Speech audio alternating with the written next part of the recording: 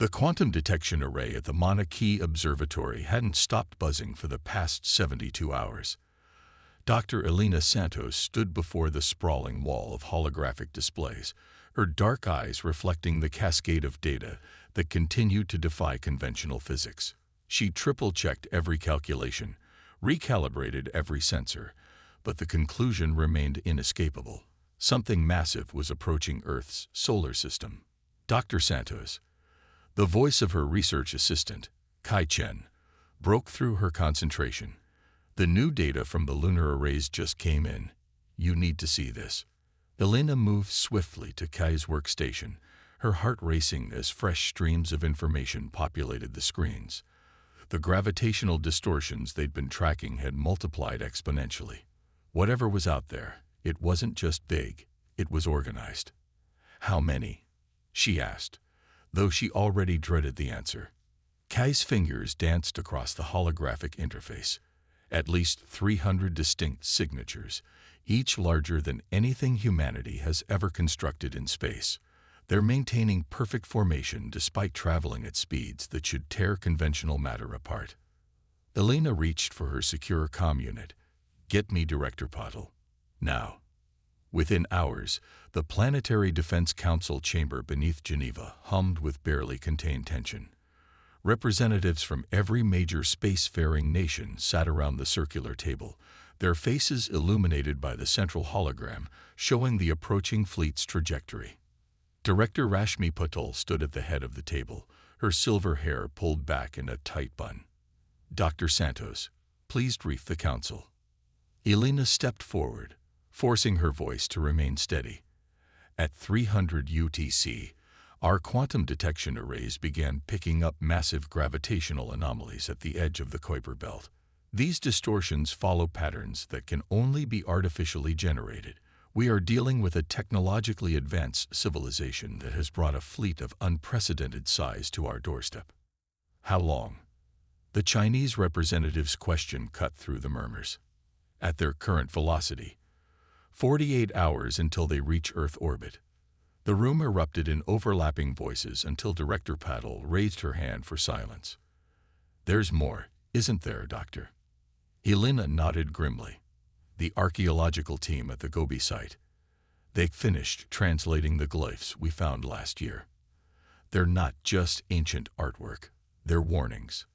She brought up new images on the display. Civilizations across Earth's history encountered these beings. They're called the Collective. Every culture that recorded information about them used similar terms: unstoppable, absolute, eternal. What do they want? The Russian delegate's knuckles were white against the table's edge. According to the translations, to absorb, to assimilate. Every species they encounter is given a choice: join them or be eliminated. Those who submit have their entire civilization restructured to serve the Collective's goals. Those who resist. Elena let the silence complete her sentence. Director Patel's expression hardened. Do we have any options for defense? Our most advanced weapons would be like throwing rocks at a tsunami, Elena replied. Their technology operates on principles we're only beginning to theorize about. The gravitational distortions alone suggest they can manipulate space-time itself. The American representative leaned forward. Then we're helpless. A slight smile crossed Director Patel's face. No, we're humanity. She pressed a sequence on her console, and suddenly new information flooded the displays. What you're about to see is classified above top secret. 50 years ago, we found something in the Mariana Trench, technology from a civilization that once fought the Collective. Elena's eyes widened as she absorbed the new data. This is impossible. These energy signatures, they're similar to what we're detecting from the approaching fleet, but more refined, more efficient. Exactly, Patel nodded. We couldn't reproduce their technology exactly, so we did what humans do best. We innovated. We combined their principles with our own understanding of quantum mechanics. Every major nation has been contributing resources and scientists to Project Oracle since its discovery. The displays showed massive underground facilities, advanced weapons platforms, and technology that seemed to blur the line between science and science fiction. Why weren't we told? Elena demanded. Because the collective has surveillance capabilities beyond our comprehension. The only way to prepare was in absolute secrecy. Even now, we're using quantum-shielded facilities to have this conversation. Patel's gaze swept the room. What happens next will determine the fate of our species. The collective expects to find a primitive civilization barely capable of spaceflight. Instead, they're going to discover that humanity has teeth. A new alert flashed across the main display. Elena's breath caught in her throat. Director, we're receiving a transmission. They're broadcasting on all frequencies, in every known human language. The message was brief, its tone leaving no room for negotiation. We are the collective. Your civilization has been chosen for assessment. Prepare to receive our emissaries. Resistance will result in immediate planetary sterilization. You have 24 hours to signal your submission. Director Patel straightened her uniform. Dr. Santos, I'm promoting you to head of Project Oracle's Scientific Division. The knowledge you've gathered about the collective is vital to what comes next. She turned to address the council. Ladies and gentlemen, humanity has prepared for this moment for half a century. It's time to show the galaxy why you should never underestimate the human spirit. As emergency alerts began blaring across every device on Earth, Elena felt a strange calm settle over her. The collective thought they were dealing with primitive beings who would cower before superior technology. They were about to learn that humanity's greatest strength wasn't in their weapons or their technology. It was in their boundless capacity to face impossible odds and find a way to overcome them. The next 24 hours would change the course of human history. The only question was whether it would be recorded as the day humanity stood up to the gods, or the day they fell trying. 3 kilometers beneath the Antarctic ice sheet, Elena stood in what could only be described as humanity's greatest secret. The facility stretched for miles in every direction, its vast chambers carved from the ancient ice and reinforced with materials she'd never seen before. Thousands of personnel moved with practiced precision among rows of sleek vessels that defied conventional engineering. Welcome to Sanctuary Base Alpha, Commander Sarah Chen announced, leading Elena through the facility's central command hub, one of 7 similar installations hidden across the globe. We've been waiting for this moment for 50 years. Elena struggled to process the scale of what she was seeing. How did you keep this hidden for so long? Quantum shielding, Sarah explained, gesturing to the barely visible shimmer in the air around them. Reverse engineered from the artifacts we found. The collective can't detect anything inside these facilities. Not energy signatures, not communications, not even our existence. They stopped before a massive window overlooking what appeared to be a production line. Robots assembled components that seemed to shift and flow like liquid metal, forming into shapes that hurt Elena's eyes to look at directly. What we're building here isn't just advanced technology, Sarah continued. It's a fundamental reimagining of physics itself. The artifacts we found didn't just give us new toys. They showed us that everything we thought we knew about the universe was just scratching the surface. A group of technicians walked past, wearing uniforms that seemed to absorb light. Elena noticed that everyone in the facility moved with an almost supernatural grace. The personnel, she began. Sarah smiled. Neural enhancements. Another gift from our mysterious benefactors. Every person here has undergone voluntary augmentation, improved cognitive processing, enhanced reflexes, direct neural interface with our systems. We're still human, just optimized. And the collective doesn't know about any of this. They're arrogant, Sarah replied. They've dominated the galaxy for so long they've stopped looking for threats. Their surveillance focuses on conventional technology, radio waves, nuclear power, primitive spaceflight. We're operating on entirely different principles. They entered a secure briefing room where Director Patel waited with several other officials Elena didn't recognize. The director activated a holographic display showing the approaching collective fleet.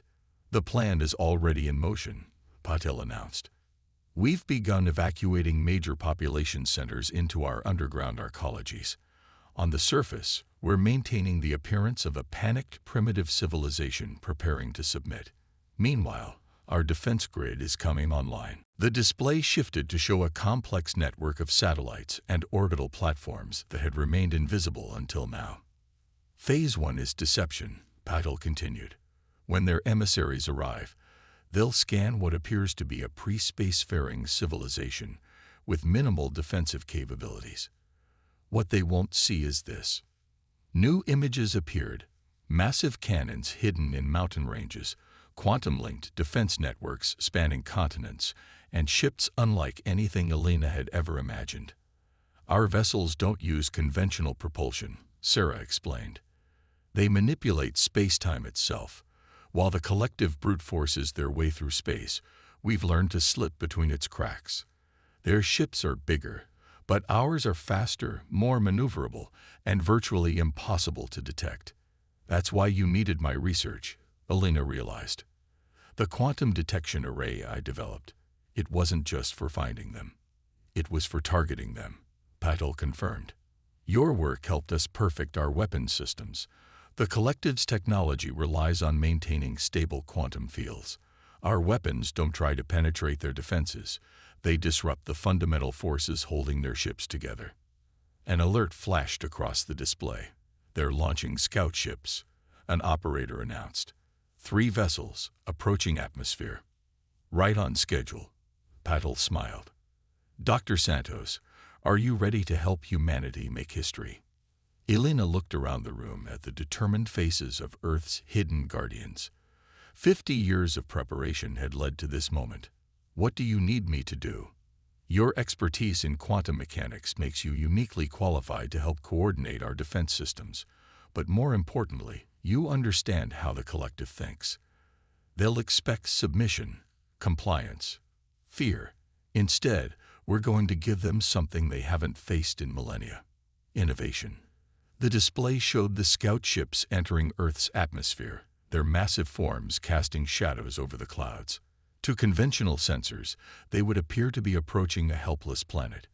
In reality, they were flying into humanity's carefully laid trap. Commander Chen, begin Phase 2, Patel ordered. Let's show our visitors why humanity has survived every challenge we've ever faced. Sarah nodded, her neural implants glowing subtly as she connected to the facility's command network. Around them, the hidden base hummed with increasing power as humanity's secret weapons awakened. The collective thought they were dealing with primitive beings who would bow before superior force. They were about to learn that humanity's greatest weapon wasn't their technology. It was their ability to adapt, to innovate, and to overcome impossible odds. As Elena took her place at the quantum control station, she felt a fierce pride. The next few hours would demonstrate whether humanity's half-century of preparation would be enough to challenge the galaxy's oldest empire. But one thing was certain: Earth wouldn't go quietly into the night. They were about to show the collective that sometimes the most dangerous predators are the ones you never see coming. The diplomatic shuttle looked appropriately primitive, a clumsy metal tube powered by chemical rockets. Dr. Maya Patel adjusted her intentionally ill-fitting civilian clothes, designed to make her appear as non-threatening as possible. As Earth's chief negotiator, she had been chosen for her ability to project exactly what the collective expected: a scared representative of a primitive species. Behind her carefully crafted facade of nervous energy, Maya's neural implants were already mapping every detail of the collective's massive command ship. The quantum sensors woven into her clothing appeared as simple synthetic fibers to alien scans, but they were collecting terabytes of data with every passing second. Remember, Elena's voice whispered through the quantum communicator hidden in Maya's inner ear. We need at least 15 minutes of exposure to their main systems for the analysis to be complete. Keep them talking. The shuttle docked with a gentle shudder. Maya stood, gesturing to her small team of advisors, each one a carefully chosen operative with similar hidden capabilities. Ready to grovel? She asked with a slight smile. The collective's reception chamber was designed to intimidate. Towering crystalline walls pulsed with barely contained energy, and the alien representatives themselves stood nearly 3 meters tall, their bodies encased in armor that seemed to bend light around it. "Welcome, primitives," the lead representative's artificial voice boomed through the chamber. "We trust you bring your species submission." Maya stepped forward, allowing her knees to shake slightly. "Most honored ones," she began, her voice trembling perfectly. We are overwhelmed by your magnificence. Our leaders sent us to learn more about how we might best serve the great collective." The alien's posture shifted subtly, amusement, just as their psychological profile had predicted. The collective's arrogance was their greatest weakness. They had conquered so many civilizations that they had stopped considering any species a potential threat. "Your understanding is irrelevant," the leader stated. "You will submit, or you will be eliminated. But," it paused, radiating condescension, "we will indulge your primitive curiosity. Perhaps it will help you accept your new place in the natural order." As they were led through the massive ship, Maya's team played their roles perfectly. One scientist gasped at basic power conduits, another stumbled in the artificial gravity. Every reaction fed the collective's sense of superiority, while hidden scanners mapped crucial systems and vulnerabilities. In the ship's command center, Maya's neural implants worked overtime, gathering data about their control systems. The collective's technology was incredibly advanced, but it was also rigid, unchanging. They had stopped innovating centuries ago, relying on brute force rather than adaptation. "Your species will provide resources and labor," the leader explained, as if speaking to children. "Your military assets will be dismantled, your technology assessed for any useful elements, though we doubt we'll find any." Maya wrung her hands nervously. Of course. Though perhaps we could see more. To better prepare our people for their glorious service. Back in Sanctuary Base Alpha, Elena watched the data flood in through secure quantum channels.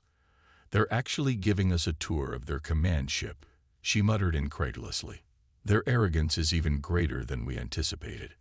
"Their psychology profile suggested they would," Commander Chen replied, monitoring the incoming scans. "They've never encountered a species that could threaten them. Why would they bother with security?" The quantum analysis was revealing fascinating details. The collective's neural networks were incredibly sophisticated but fundamentally unchanged for millennia. Their weapons were powerful but predictable. Their shields could stop any conventional attack, but they had never faced weapons designed to disrupt quantum fields themselves. 90% of target systems mapped, an operator announced. "Beginning vulnerability analysis." Maya's voice came through the quantum link. "Most noble ones, we are overwhelmed by your power. Our leaders will surely understand now that resistance would be futile." The collective leader's dismissive wave was caught by 1,000 hidden sensors. "Return to your planet. You have 6 hours to transmit your formal submission. Any delay will be considered resistance." As the diplomatic shuttle departed, Maya finally allowed herself a real smile. Her team had mapped every crucial system, every weakness, every flaw in the collective's supposedly perfect technology. The aliens thought they had just intimidated another primitive species into submission. In reality, they had given humanity everything needed to tear their empire apart. "Package secured," Maya transmitted. "Operation Deception complete. They suspect nothing." Elena turned to Director Patel, who had been watching the operation in silence. "Their arrogance made them careless," Elena said. "We have more than enough data to execute the next phase." Patel nodded grimly. "Prepare our forces. The collective gave us 6 hours to submit. Instead, we're going to give them something no one has given them in 10,000 years. A fight they never saw coming." Throughout the hidden facilities across Earth, humanity's secret weapons powered up. The collective thought they were facing simple primitives armed with chemical rockets and nuclear weapons. They were about to learn that humanity had spent 50 years preparing for this moment, and they had no idea what was about to hit them. 5 hours remained until the collective's deadline when humanity launched their counterstrike. It began not with weapons, but with code. Deep within Sanctuary Base Alpha, Dr. Marcus Jung initiated the quantum virus they'd spent decades perfecting. Targeting their primary neural networks, Marcus announced, his augmented fingers dancing across holographic interfaces. Their systems are exactly as rigid as our scans suggested. Beginning infiltration. The virus spread through the collective's fleet like digital wildfire, exploiting vulnerabilities that had existed in their systems for millennia. The aliens had grown so confident in their technological superiority that they'd stopped looking for weaknesses. In orbit, the massive collective ships suddenly found their quantum field generators stuttering, their weapons systems responding sluggishly. To their sensors, it appeared as simple system fluctuations, nothing their self-repair protocols couldn't handle. They were wrong. Phase 1 complete, Marcus reported. Their primary defense grid is compromised. Commander Chen, you have your window. Sarah Chen stood in the command center of humanity's first combat fleet, hidden beneath the Pacific Ocean. 100 ships unlike anything the galaxy had ever seen waited for her order. They weren't large, each barely the size of a 20th century destroyer, but they carried technology that merged human innovation with recovered alien principles. All vessels, execute emergence protocol, Chen commanded. The ocean surface began to boil as quantum fields activated, and humanity's hidden fleet rose from the depths. They didn't use conventional engines.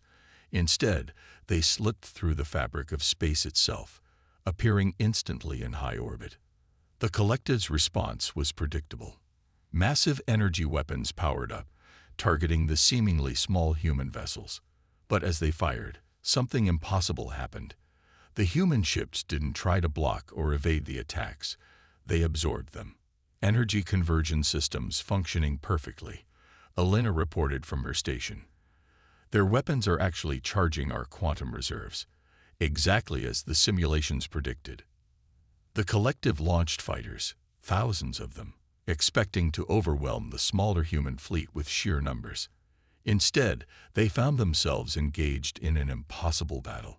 The human vessels moved in ways that defied physics, their quantum drives allowing them to appear and disappear at will.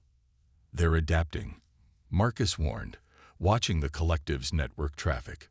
Their secondary systems are coming online faster than expected. We have maybe 10 minutes before they purge the virus. That's all we need, Chen replied. All vessels, initiate Protocol Omega.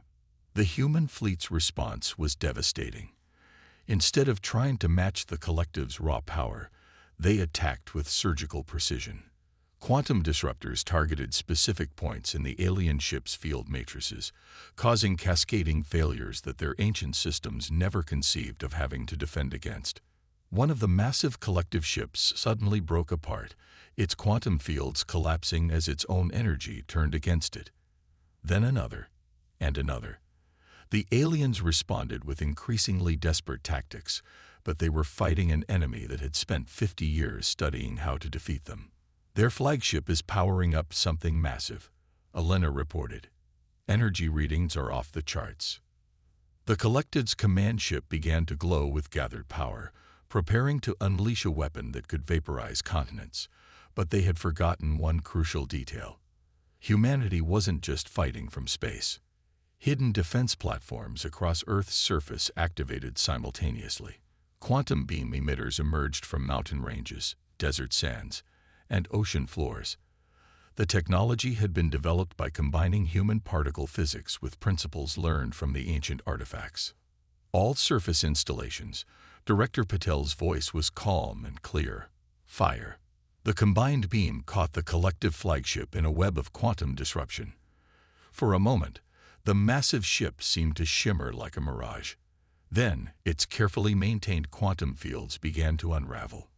"We're detecting a transmission from the flagship," Marcus announced. They're trying to surrender.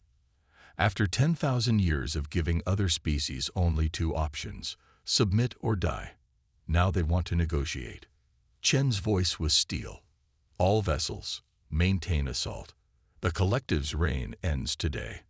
The flagship's destruction was spectacular. As its quantum fields collapsed completely, the ship seemed to fold in on itself before disappearing into a singularity of its own making. The remaining Collective vessels, their neural networks in chaos, and their primary weapons neutralized, began to retreat. But humanity wasn't finished. Chen gave the order that they'd prepared for 50 years. Pursuit protocol engage. Don't let them mourn the rest of their empire. Today, we show the galaxy that humanity isn't just another primitive species to be conquered. As the human fleet chased down the retreating Collective ships, Alina felt a fierce pride. They had faced the galaxy's oldest empire, one that had conquered countless civilizations, and they had won not through brute force, but through innovation, adaptation, and the uniquely human ability to turn an enemy's strength against them. The battle for Earth was ending, but humanity's emergence onto the galactic stage was just beginning. The Collective had thought they were subjugating primitives. Instead, they had awakened a sleeping giant, one that would reshape the galaxy's balance of power forever. 1 month after humanity's victory over the Collective, Earth had changed forever. The quantum shields concealing humanity's true capabilities had been lifted, revealing a civilization far more advanced than anyone in the galaxy had suspected. Representatives from dozens of worlds previously subjugated by the Collective arrived daily, seeking alliance with the species that had achieved the impossible. Alina stood in the new Global Defense Council chamber, built atop the ruins of the old UN building in New York. Through the quantum-enhanced windows, she could see vessels from various alien civilizations in orbit, their designs as diverse as the species that built them. Earth had become a beacon of hope for those who had lived under the Collective's shadow. The latest reports from the expedition teams are in, Maya announced, entering the chamber with a holographic display floating before her. We've secured 17 former Collective strongholds. Their empire is collapsing faster than we anticipated. And their technology? Alina asked, though she already knew the answer. Primitive, in its own way, Maya replied. Advanced, yes, but stagnant. They stopped innovating millennia ago. Everything they built was just bigger versions of the same basic designs. They never imagined someone would find a way to turn their own power against them. Director Patel joined them, her neural implants glowing softly. The real question is what we do next. Humanity has suddenly become one of the most powerful forces in known space. That brings responsibilities we never prepared for. Through the quantum network, Alina could sense the massive changes happening across Earth. The hidden technology was being integrated into everyday life, transforming human society. Medical nanites eliminated diseases, quantum field generators provided unlimited clean energy, and neural interfaces connected humans in ways previously confined to science fiction. We've received another transmission from the Arcturus Confederation, Commander Chen reported, her image projecting from a quantum hologram. They're proposing a mutual defense alliance. Apparently, we're not the only ones who were preparing in secret. They just needed someone to prove the Collective wasn't invincible. Alina smiled, remembering the ancient artifacts that had started everything. Maybe that was the point all along. Those warnings we found, they weren't just about the Collective. They were messages of hope, telling us we weren't alone in resisting them. Speaking of resistance, Maya interjected, our deep space arrays have detected unusual quantum signatures from beyond the galactic rim. Similar to Collective technology, but different, more advanced. You think there's something else out there? Alina asked. Something even the Collective feared. Perhaps, Director Patel said thoughtfully. But this time, humanity won't face it alone. We've proven ourselves on the galactic stage. And more importantly, we've shown that innovation and adaptation are more powerful than any weapon. The chamber's displays lit up with new data as reports flooded in from across human space. The quantum shipyards beneath the Pacific were producing vessels that combined human ingenuity with recovered alien technology. Research facilities on Mars were unlocking new secrets about space-time manipulation. And beneath the ice of Europa, a new type of quantum drive was being tested, one that could potentially reach other galaxies. The collective thought they were the peak of evolution, Elena mused. They never understood that true strength lies not in power, but in the ability to grow, to change, to become more than what you were. That's humanity's real gift to the galaxy. A alert chimed, and Maya brought up a new holographic display. The first graduates of the Interstellar Defense Academy are ready. 20,000 officers from Earth and our allied worlds, trained in both human and alien technologies. The next generation of Guardians. And not a moment too soon, Chen added. We're detecting more quantum signatures from the galactic core. Someone out there is very interested in what happened to the collective. Elena looked out at the ships orbiting Earth, each one representing a species that had chosen to ally with humanity not out of fear, but hope. The collective had ruled through power and fear for 10,000 years. Humanity had defeated them not just with advanced technology, but with the traits that had defined their species since they first looked up at the stars: curiosity, innovation, and the unshakable determination to forge their own destiny. Whatever's coming, Director Patel said with quiet confidence, we'll face it the same way we've faced every challenge in our history, together, with courage, innovation, and the understanding that the impossible is just something that hasn't been done yet.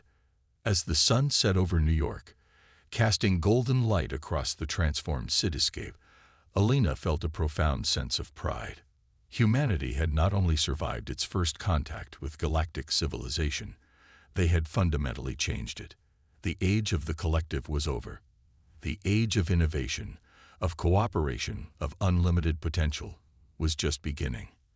And somewhere out there in the vast darkness between the stars, whatever force had caused even the mighty collective to tremble was stirring. But this time, when it emerged, it wouldn't find isolated civilizations cowering in fear.